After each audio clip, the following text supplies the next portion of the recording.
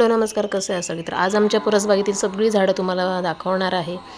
आणि तर हे बघा लिलीचं झाड आहे, अजून त्याला लिली फुलली नाही आणि ते म्हणजे बकेटमध्ये लावलं आहे ते आहे ब्रह्मकमळ. नेक्स्ट व्हिडिओमध्ये भेटेल तुम्हाला. तर कसे आहे सगळे, तर गुड मॉर्निंग. आणि हा ब्लॉग कालचा आहे. सो भुईचाफ्याचं पण आधी फुलं फुललीत आणि त्यानंतर त्याला पानं आलीत बघा.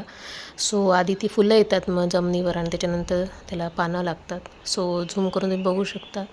भुईमुगाची झाडं आली तिथे. इथे नंतर मी कपडे धुते रे. मागच्या व्हिडिओ 2-3 व्हिडिओमध्ये तुम्ही बघितलं असाल.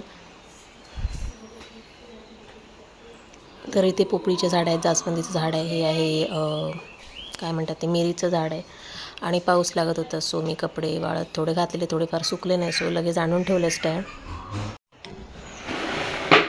सो हे आहे ब्रह्मकमळाचं झाड.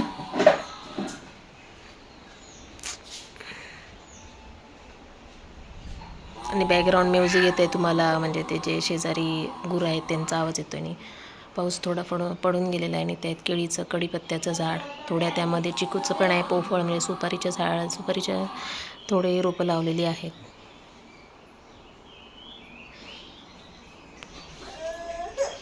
हे आहे ब्रह्मकमळाचं झाड.